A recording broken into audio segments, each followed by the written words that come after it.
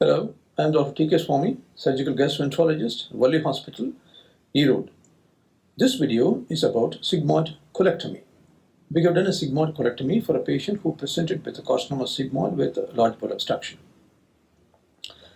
This will be useful to the PG students who are doing MS general surgery or the one who has just completed his MS general surgery and started his general surgery practice. What they can learn? They can learn how to open the abdomen, how to close the abdomen, how to put a drain, how to fashion a colostomy, how to fix a colostomy bag, how to do adhesiolysis, how to have a vascular control. They can learn a lot of technical points about this video. This video is a lengthy video. I have not edited too much. If the video is boring, you can go to the point where you want to see.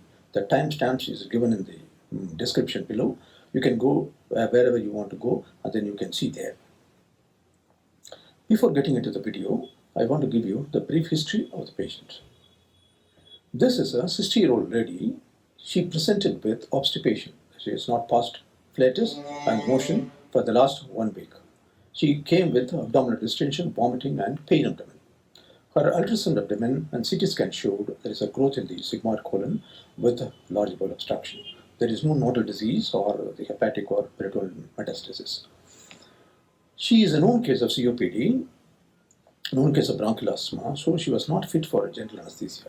So we did open operation because she was not fit for general anesthesia. Moreover, in intestinal obstruction, it's very difficult to do a laparoscopic surgery. With the proper consent for high risk and for a colostomy, we did the operation. We did sigmoid colectomy, that is segmental resection of the colon, along with the colostomy and the Hartmann operation. Without much ado, let us get into the video and see. The patient is under epidural, so I have checked. We are using the midline incision. Straight go up to the pubis, check where the pubis is, then go up to the pubis, extend a little bit above the umbilicus. You can come around the umbilicus. Beyond the dermis, we don't use the knife. The knife, we take it again when we are going to put the drainage tube, nowhere else. Cut in small increments. Use the cutting diathermy. Some people are afraid of using diathermy over the skin subcutaneous tissue, and you can boldly use the cutting diathermy can be used. Beyond the skin, you can use the coagulation also. For skin, use strictly the cutting diathermy. I want to encircle the umbilicus there, come around, and then join. Now take the non-touched forceps, dissect around the umbilicus, skin and subcutaneous tissue. Go in small increments. Don't cut wide, long sweeps. If you cut long sweeps, they will start bleeding. Go in small increments. That's the place where you've got the PS scar. Just undermine laterally a little bit so that while suturing the abdomen it's easier, you can take a wider bite to avoid insomnia later. But on either side. Now with an Harris forceps, hold the umbilicus. Then the other side, give it to the assistant. Ask him to lift it up. Lift up nicely. Cut the rectus sheath.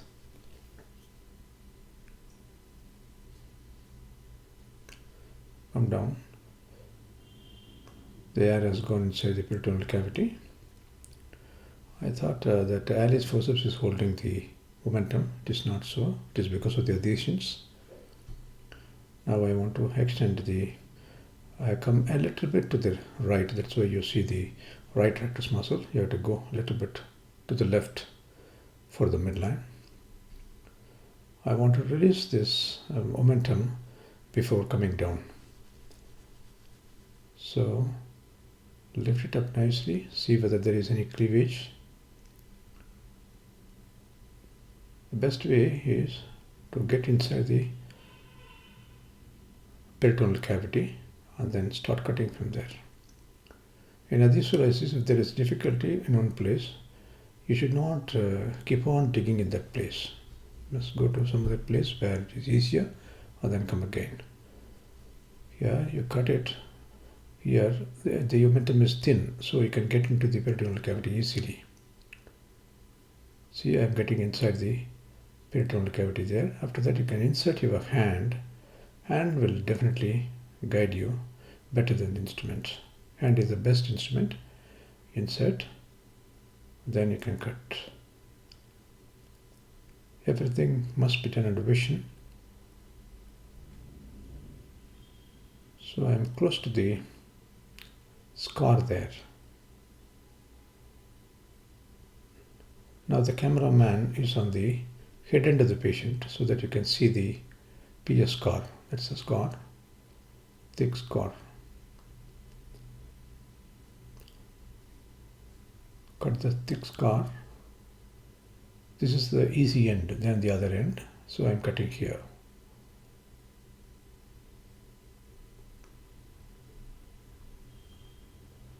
Keep one finger below, protect the bowel, and you cut over your finger. Then it is safer.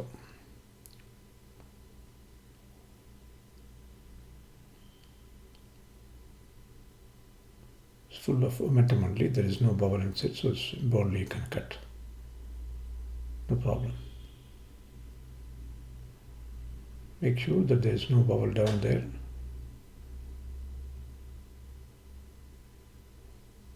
So tough it is.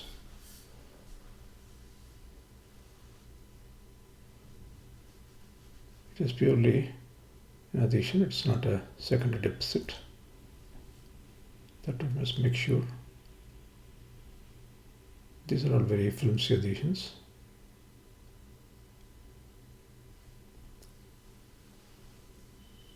You can cut above the finger. Be careful, the bowel is very close. Now, coming to the interactor sheath. Now you see, going to the left is exactly in the midline. Come down up to the pubis. Now you get the pyramidalis muscle.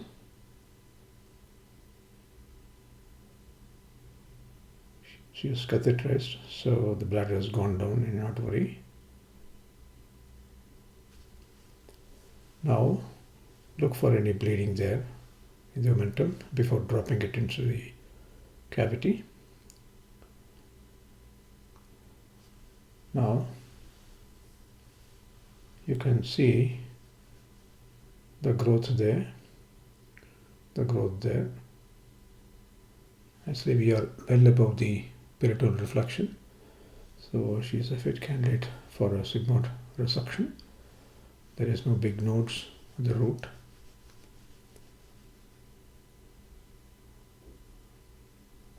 The colonic resection can be done in 3 or 4 ways. One from medial to lateral or lateral to medial dissection. From medial dissection, some people start at the level of the promontory and go up. Some people catch hold of the vein first and then artery. Some people first deal with the artery and then the vein. Some people go first to the splenic flexure and then they come down.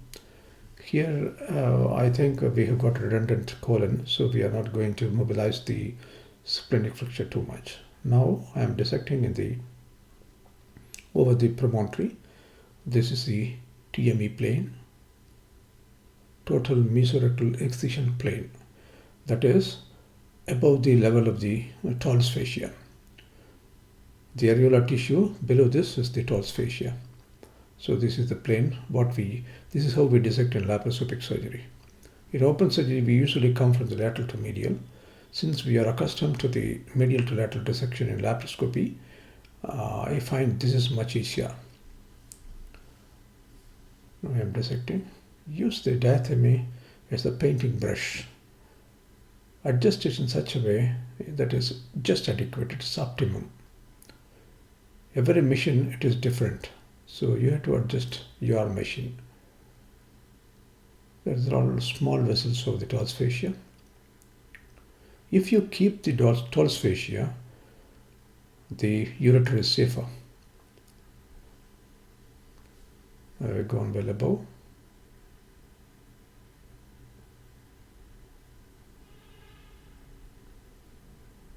Mop it and see. Don't be in a hurry.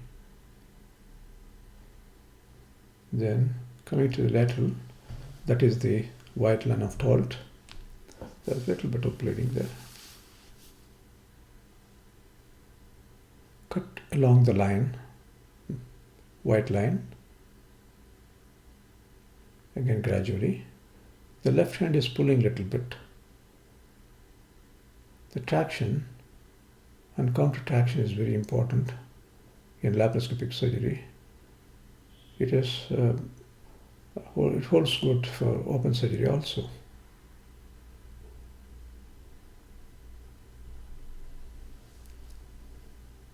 Keep on dissecting in the same line. You will come and meet the medial dissection.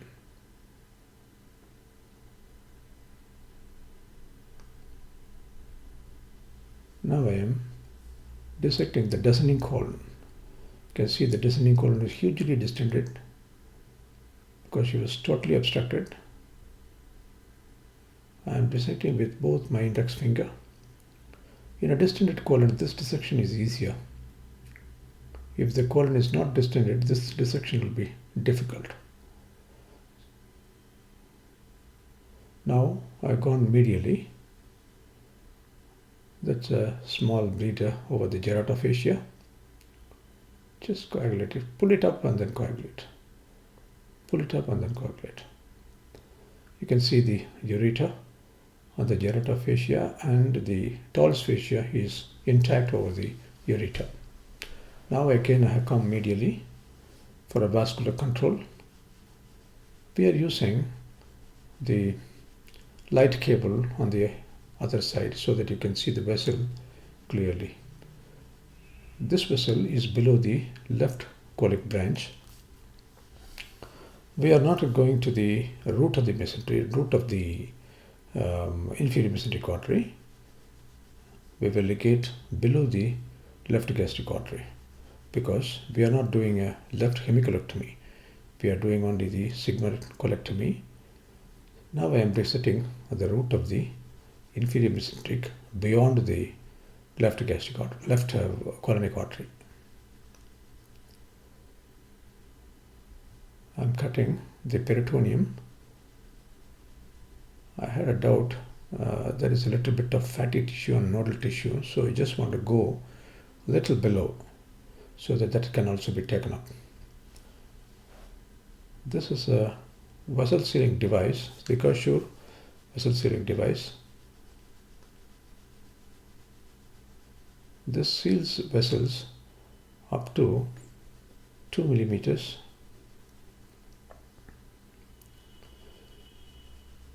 So whatever the instrument we are using, if it is a named branch, it is always better to ligate. In all those places where you don't see a named branch, you can use this vessel sealing device. But they will tell that they can coagulate 5 mm, 7 mm vessel and all. But we can't take chance. If it is a named vessel, it is better to ligate it. See, that's only a fat, so I'm just ligating it with the ligatio.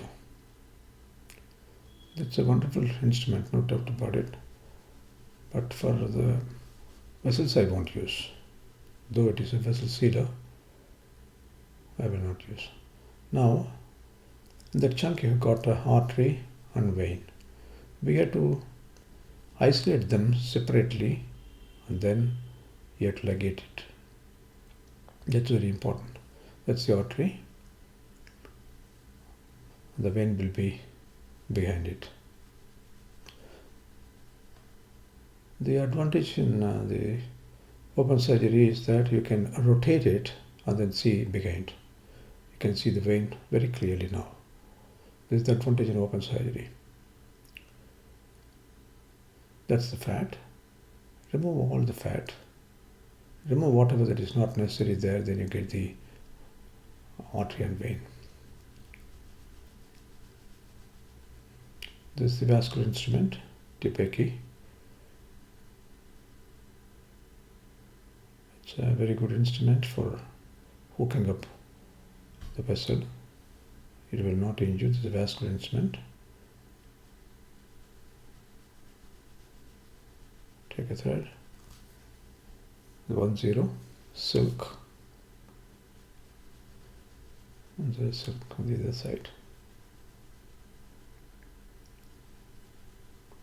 Never tie the vessels with instrument, always with hand. It's more secure.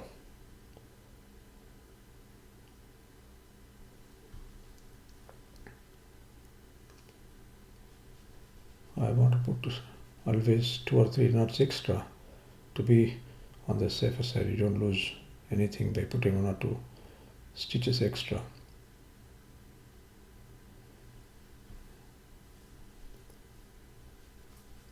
Then you can, now for additional safety, you can use the ligature. This is an additional safety. Cut it with the, better you use the straight scissor for the sutures. That's a little bit of fatty tissue.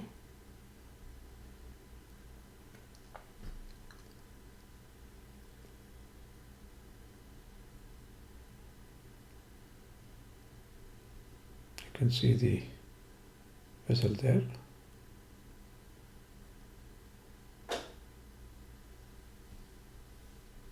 Now you can see the vessel clearly. Again, you have to use the right angle.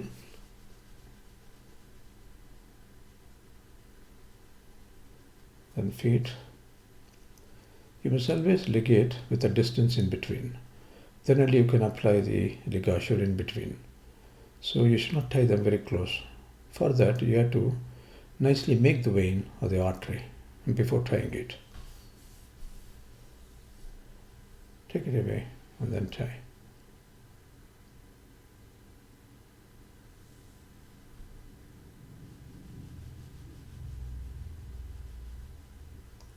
Also, just tend to hold that.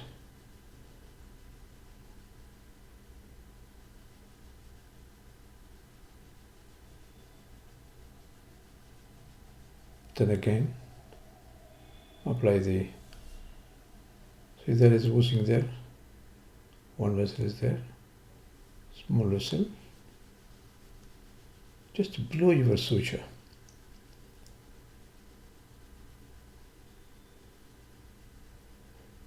That might be a small additional branch. You can't take that bleeder lightly. So it's better you tie another tie below this. Because the patient is under anesthesia, her BP is low. When she goes to the ward, if the BP is going up, this might open up. So it is better to ligate it below. You need not to do that on the specimen side. On the patient side, yes, you have to. Now you apply the ligature above this. Now it is safer.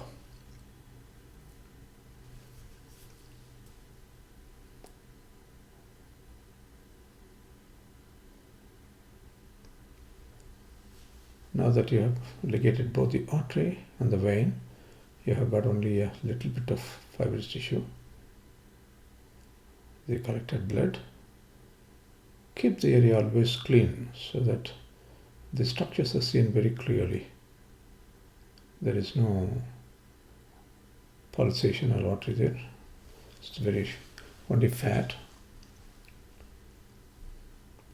So the vessel sealer is enough.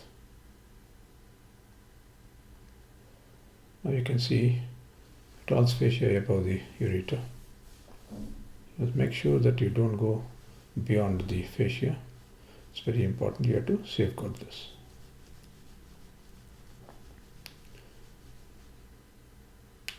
Now I want to dissect in the retrorectal space. This again we have to dissect in the TME plane.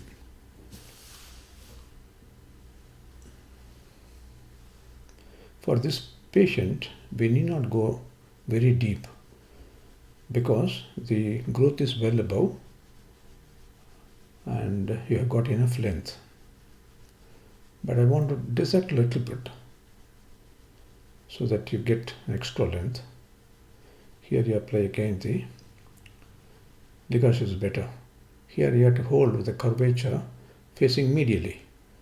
Yeah, this way. You should not hold it the other way. If you hold it the other way, you will injure the pelvic nerves. Even here, the pelvic nerve is very close.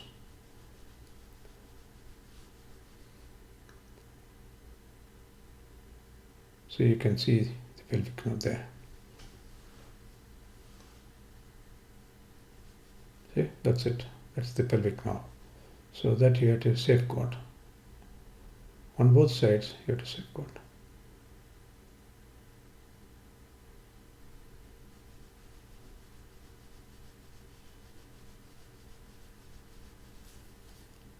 Now that is enough. Posterior dissection is enough. Now I am coming anteriorly, cutting that is the level of resection. I want to mark it on the left side.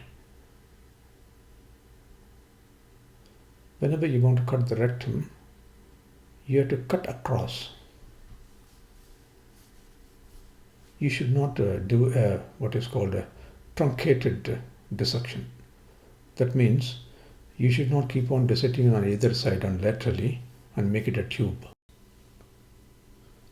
Then the blood supply to the stump will be lost at the tip, and there might be an anastomotic dehiscence if at all you do anastomosis, or that might go in for stricture later.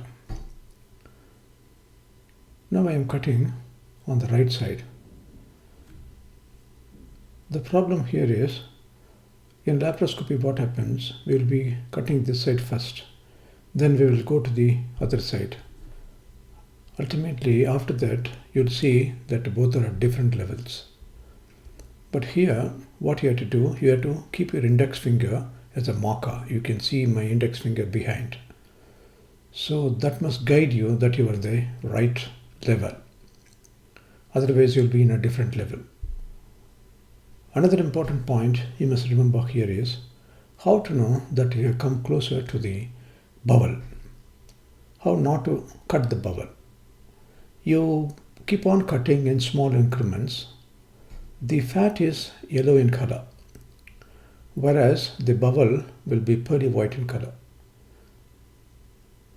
Now you see, I am keeping my hand behind and then inserting the ligature at right angles to the axis of the rectum. This will preserve the blood supply of the rectal stump. Cut it there. There is a little bit of bleeding. This bleeding you can catch hold of with the ligature. You have to do it on both sides.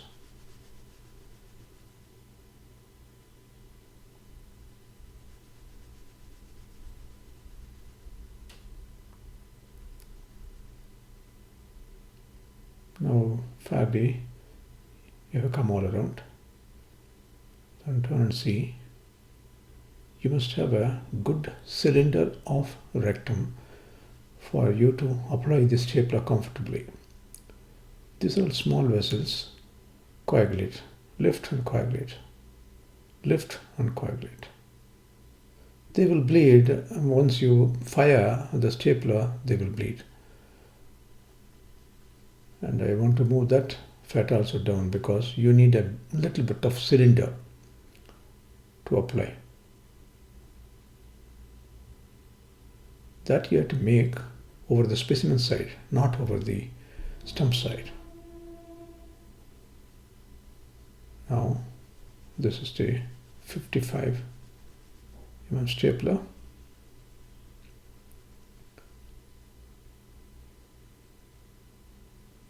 Keep it nicely, lock it. We usually wait for 3 minutes. 1 minute is enough, but we usually wait for 3 minutes. but 98% of the time they don't bleed.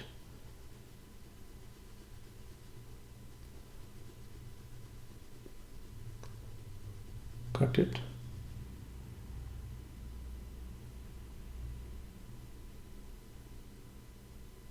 Open, slowly release and see whether there is any bleeding on the stump side.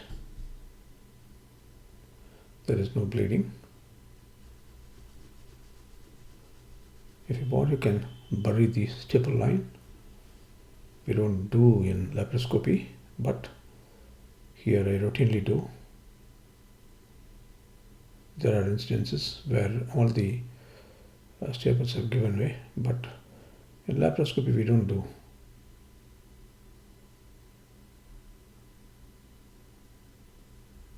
This is 20 Vicral. You can put either a continuous or interrupted.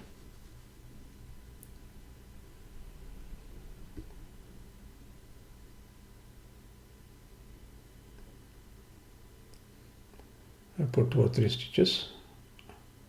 That is the last stitch.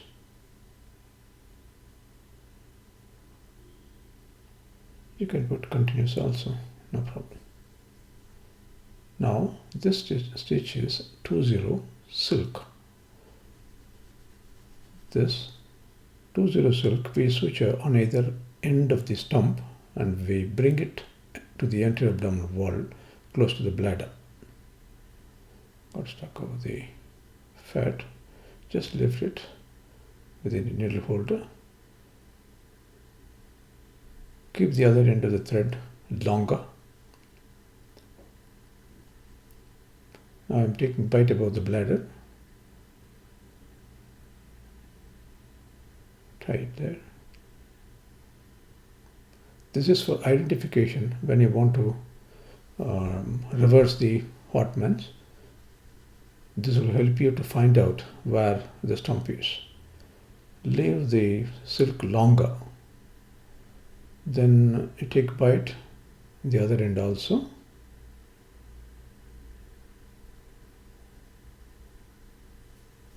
Keep the thread longer. Tie it. Take bite as you took on the left side.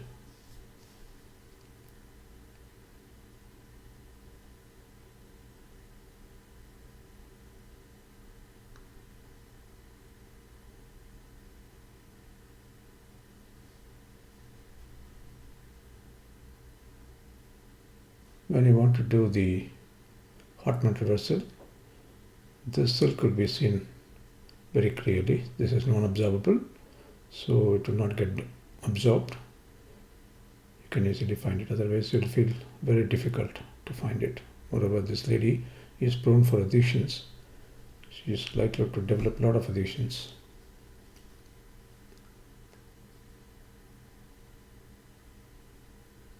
Now, the proximal division. The question is, how long to go proximally, how long distally? Distally, it is enough if we go about 5 centimeter here, and in the rectum, even 1 centimeter is enough for a well-differentiated carcinoma. But here, we are going 10 centimeter above. 10 centimeter below and 10 centimeter above. Here again, I am cutting across, preparing the proximal bowel. The transverse colon and the descending colon were full of liquid feces, so you have to be careful. You should not give way and should not contaminate, and you must know how to decompress it without contaminating the peritoneal liquid. I am going to show you how to do that.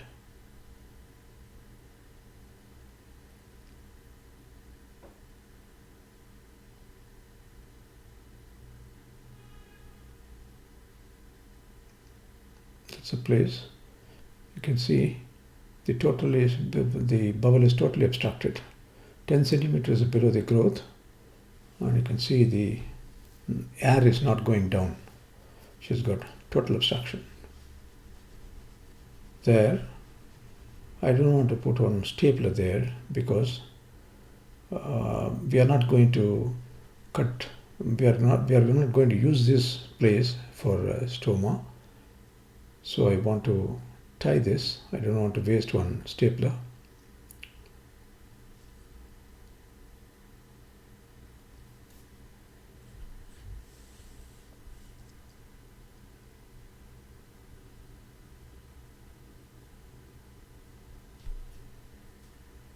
Tie it nicely. Then put a clamp below. Now cut below the suture. Cut below the suture. Then give the specimen and over it. Now change the gloves. Now we are going to do the colostomy. The mark of the spino-umbilical line, the medial third of the spino-umbilical line, it has to go through the rectus muscle.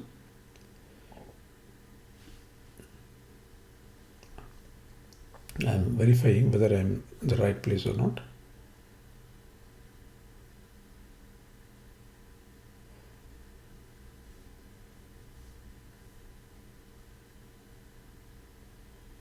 You can cut the skin with the cutting diathermy.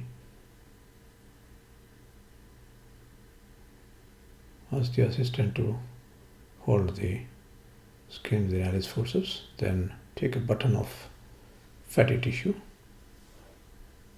This fatty tissue you have to remove.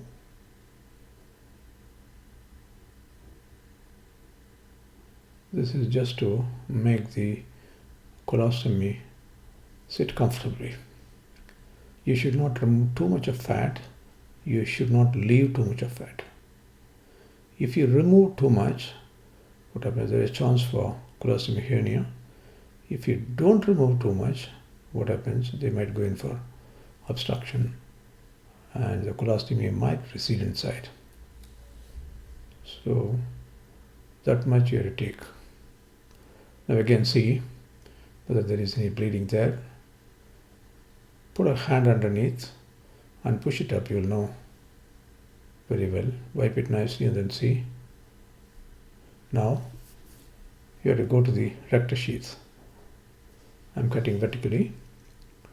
With the retractor, you can small cat's paw retractor along and back. You can retract and then see. Now in the rectus muscle, it is enough if you put a vertical incision, but we usually use a cruciate incision. This is the one which usually contracts,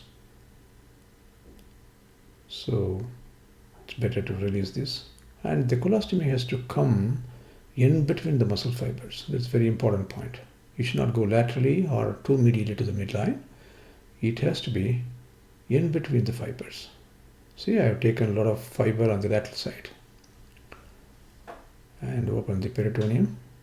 It has to admit 1.5 finger, but the colon is bigger here, so I put my 2 fingers there. Now take the bowel outside, then hold with another straight artery forceps, then hold one more. All this has to come out. When you want to refashion this, all this has to be resected out.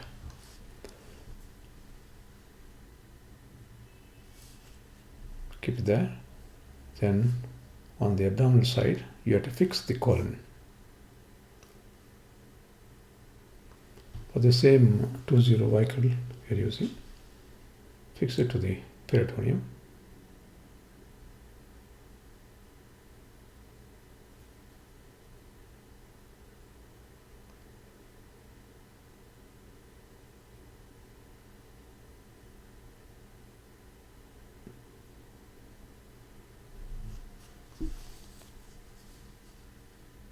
This is not to, this is to prevent the recession of the colostomy. It might recede inside. So if you do this, They may not really go inside.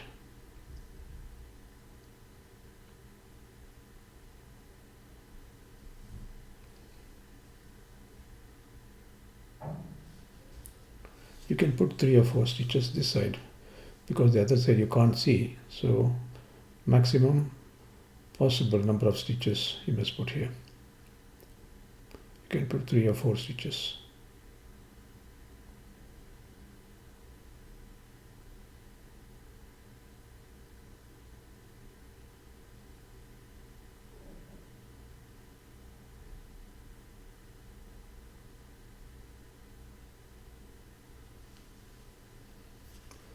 More than this, the suture on the rectus sheath is very important. This may not give you that much of support, but even then, whatever it's possible, you have to do it here. Then again, there is one space, so there also I want to put 1 stitch. This will prevent retraction of the bowel.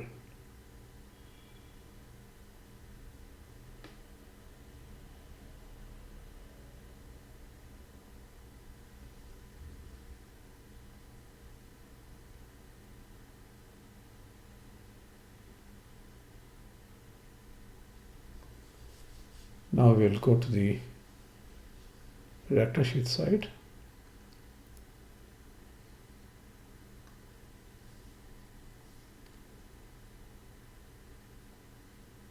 Keep one Langebuck or a cat's paw retractor to retract the skin.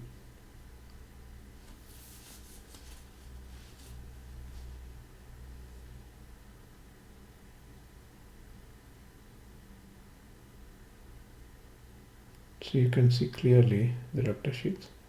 This stitch is important. You can come all around. 3 or 4 stitches you have to put.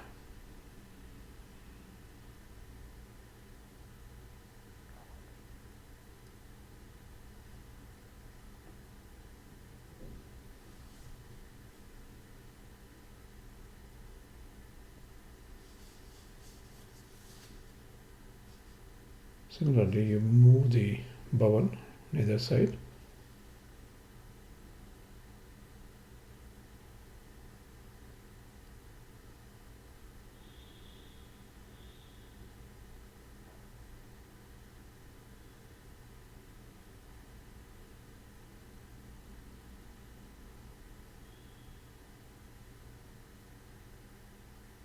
Good.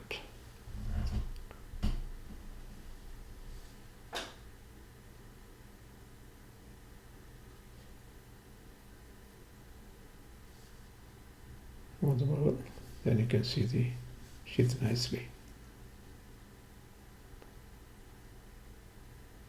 If you put a smaller incision of the skin, you'll have a lot of difficulty. For that, you need not put a very big incision. This is an adequate incision. So when you put adequate incision and then resect the excess fat, it will be easier. Otherwise, you will have difficulty in finding the sheath itself. So we must leave only a thin layer of fat over the rectus sheath.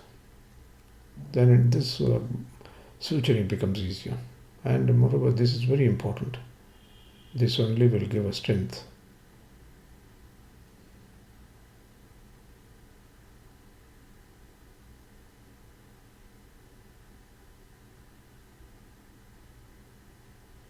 Sometimes there will be bleeding. It's more so on the sigmoid mesentery, but here if you tighten it, it will stop. When you are taking the bite of the mesentery, you have to be careful, not here.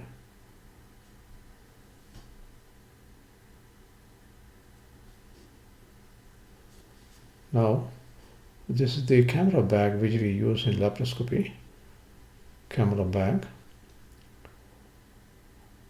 This is a novel method which we use routinely to decompress the bowel.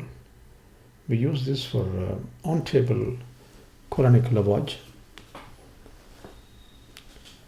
where we do appendicectomy and pass a catheter there and rush fluid so that all stools comes out, and this bag is going to the bucket. That's called on-table colonic lavage. In this patient we are not done because he is a high-risk patient. We don't want to take risk. If you are going to do an anastomosis, yes, you can do that.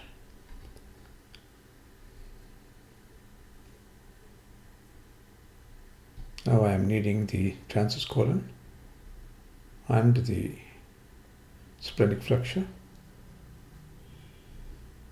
You can see the effluent rushing outside. It's going down to the bucket.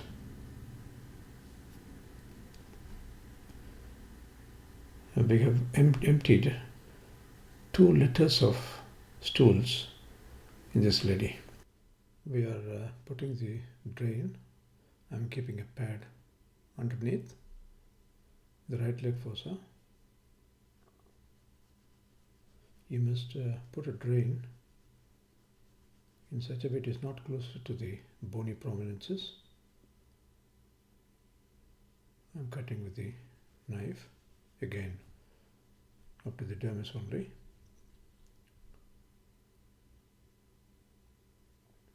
Cut it. You have got a guide, the finger as a guide there. So cut up to the finger. Then with the long artery forceps, you can push it inside, take the tube, pull it out.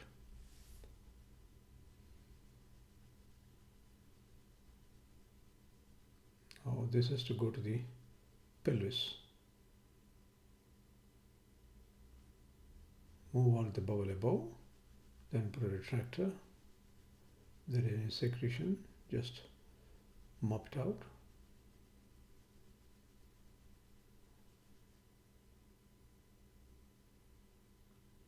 Now place the tube rightly so that it is not kinking, and it must lie comfortably. Then use it. For this we use 10 silk.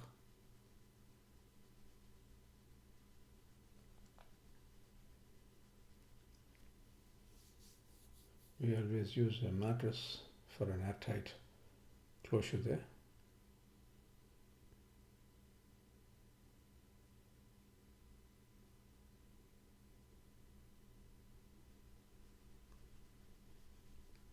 Then keep the right thread longer.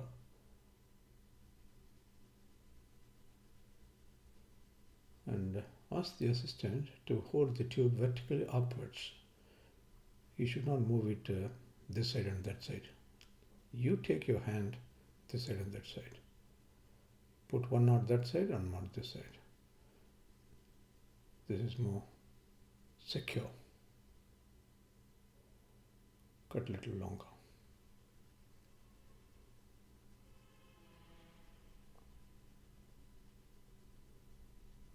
Now we want to close the abdomen before fashioning the colostomy, because I should not contaminate the wound. So first we close the abdomen. This is number 1 loop epithelon.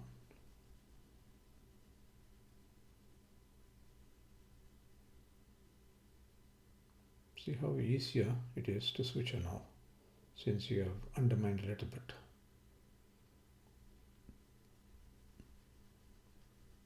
This will not affect the healing in any way.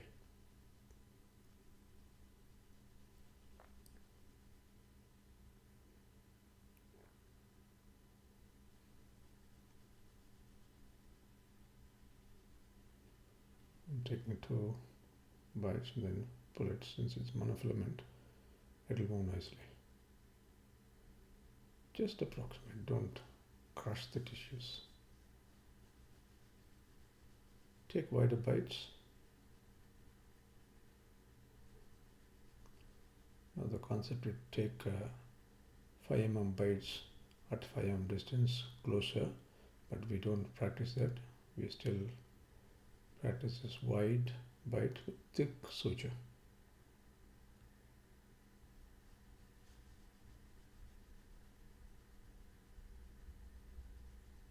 Protect the bowel.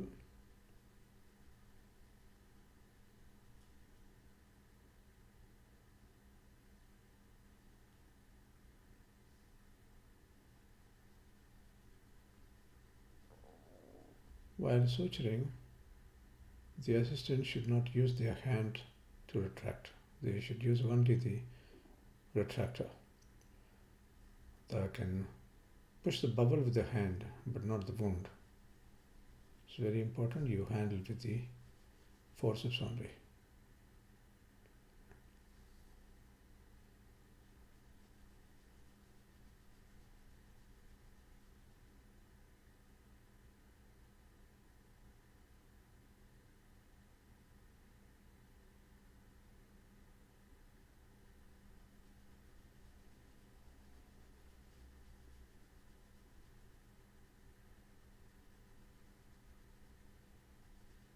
If you use still a smaller retractor, it will be easier to suture. Cat's paw retractor is better, small retractors, than the Langenbach.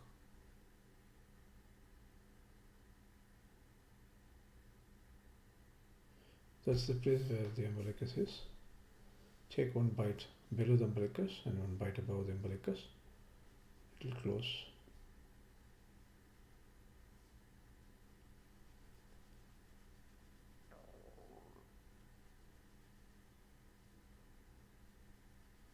You must use 4 times the length of the wound, the suture length. The suture length has to be 4 times that of the length of the wound. So I'm taking a bite below the umbilicus.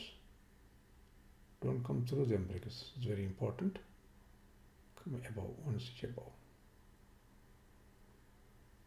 We always suture from below upwards, not from above downwards, because when you suture from below upwards, you see everything lower down because the bowel is there in the lower down. In the upper part, only the stomach and liver will be there. So while completing, you will not have much space. So if you take a bite blindly, you are likely to take a bite only from the stomach. That's not going to be matter much. Even stomach you should not take bite. But that's more common if you go from above downwards. So it is always better to start at the lower end of the wound and then come up. That's an important point you have to remember.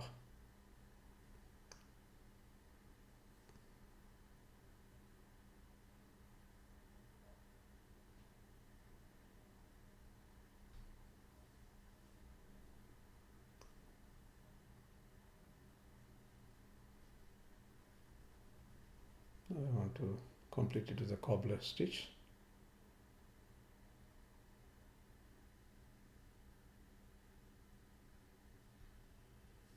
I cut it or run 1 or 2 stitches if the individual is thinner. So there is a small bleeder. Don't allow it to run down. That will be the cause for infection later. So the wound has to be dry.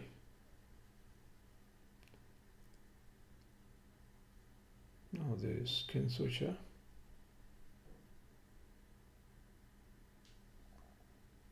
This is with 30 ethanol.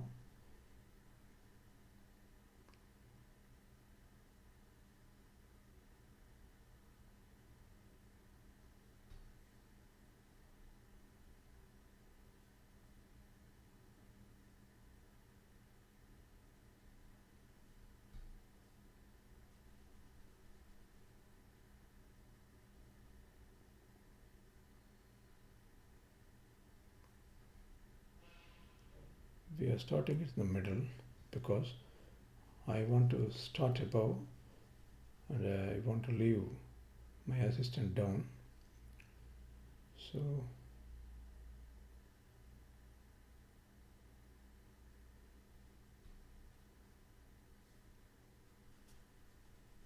this is sutured by my assistant. My son is my assistant here. He's also a surgeon. So he is suturing. What you are seeing is my son's hand, not my hand.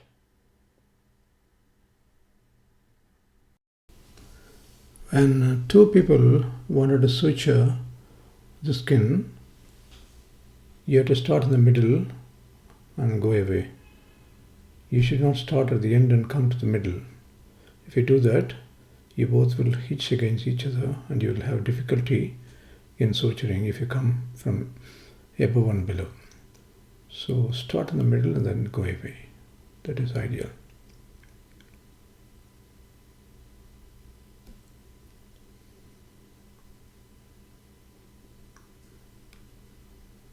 That is almost completed.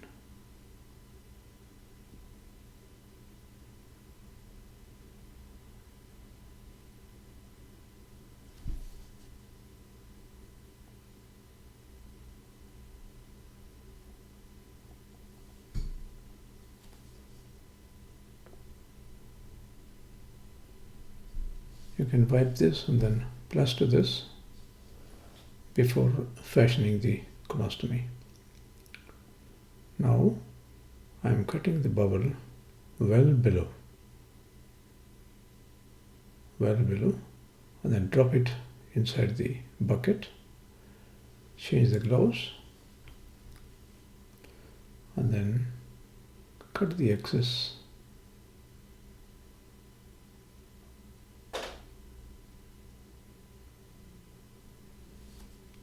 Fashioning the colostomy is an art.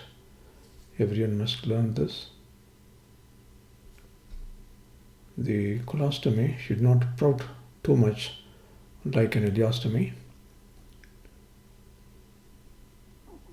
It has to be just at the level of the surface of the abdominal wall.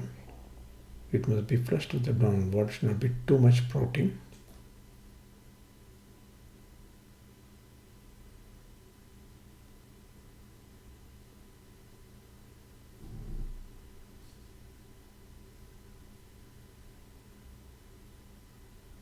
Hold it with the Alice forceps on all four corners.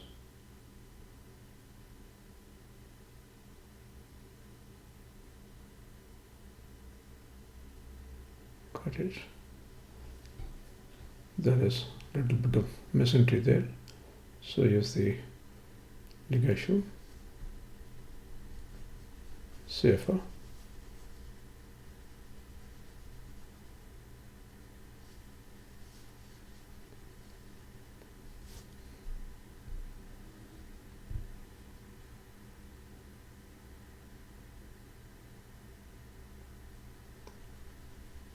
Can push all this inside also, but if it is too much, you cut it. You can push it inside and then switch. Suck away all the motion. Wipe it with beaded and gauze.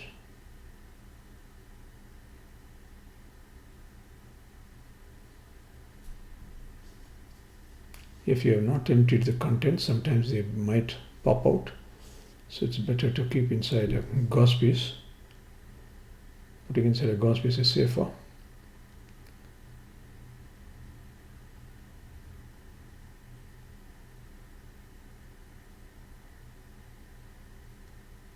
Take a thicker bite.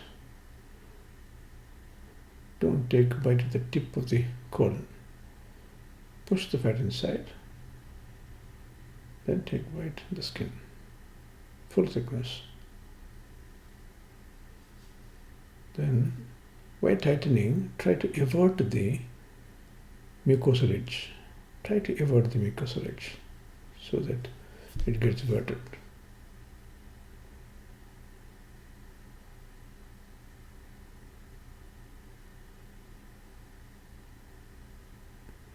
This is 2-0, Vascular only. First put all four corners. Exactly opposite, you put another suture.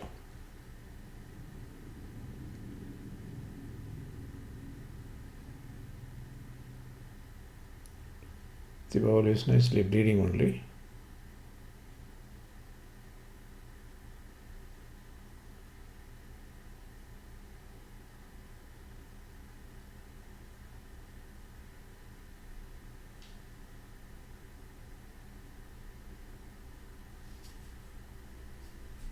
Then again, the place where the Alice forceps is, take the Alice forceps.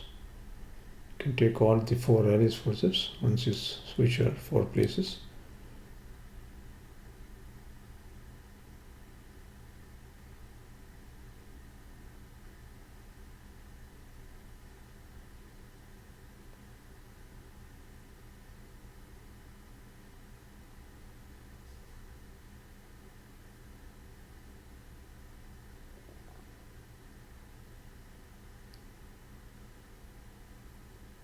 Invert it so that it comes out, mucosa comes out.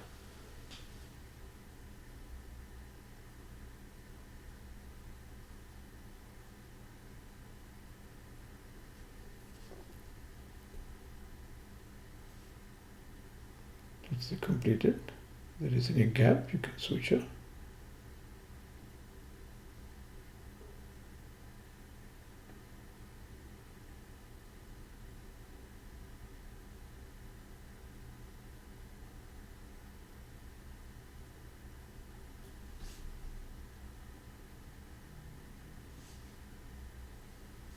Now you get the elastoplast for the skin wound before you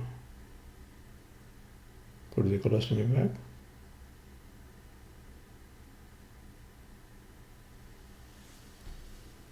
With the glove on, it is very difficult to put this elastoplast. That's why I removed the gloves.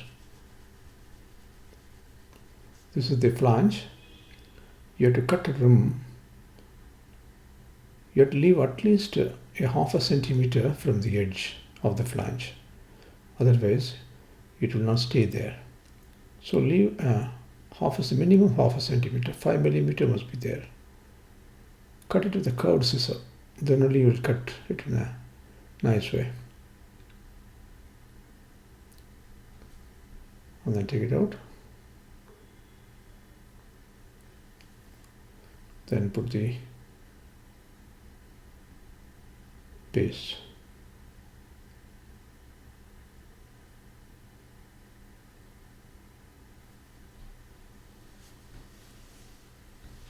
Smear it nicely.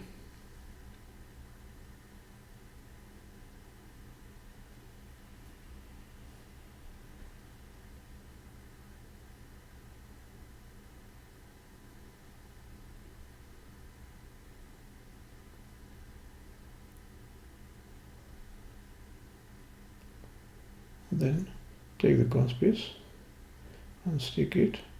You can stick this over the wound also, no problem. So if you put it over the plaster, what happens, sometimes when the motion comes, the main wound gets soaked. So it is always better you stick it over the wound also.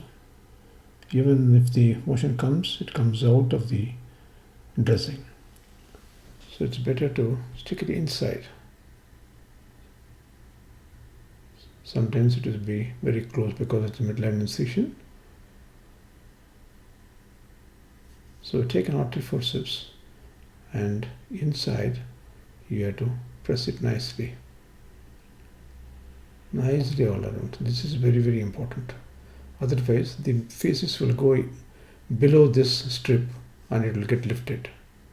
So sticking this strip is very important.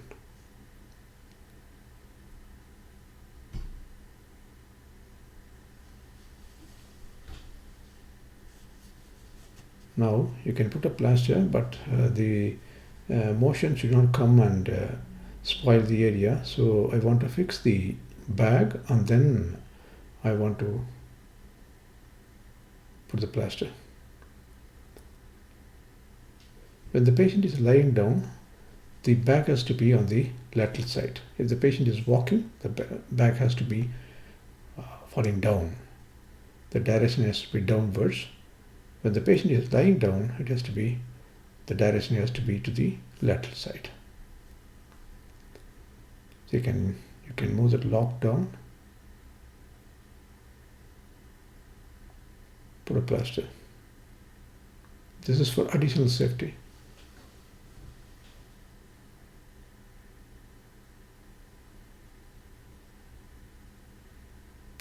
Stick this all around below the bag so that you can remove the bag without disturbing the plaster.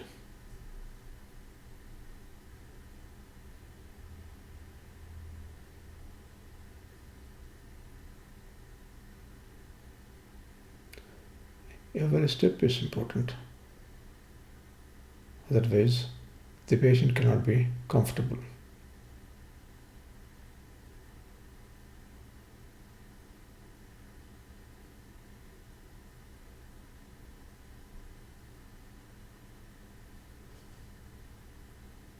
This patient actually walked home on the 7th postoperative day. We removed the drain on the 2nd day, and she took oral fluids on the 4th day.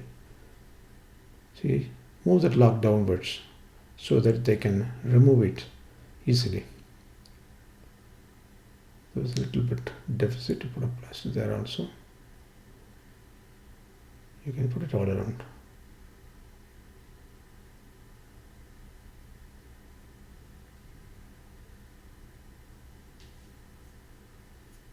Now, you must know how to fix the drainage tube. 2 strips you need.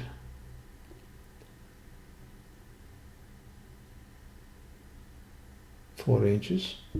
Then cut one in the middle, 2 strips.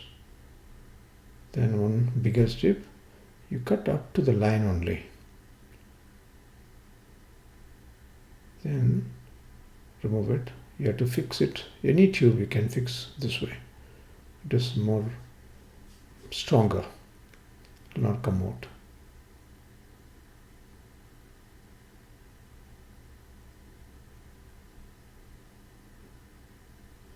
Then take the strip, start from this end and stick it over the tube. Then take another strip and start from above. If you come from below, there will be discrepancy. So start here and then go there. The discrepancy will not be seen in the lower end. Then paste it nicely. Even if somebody pulls, this tube will not come out. Any tube can be, even the thoracic tube also can be fixed like this. This is the final picture. The DT was removed on the 2nd postoperative day, and she went home on 7th postoperative day. She was operated on 23rd of this month only. Thank you very much for watching this video. Your comments are welcome.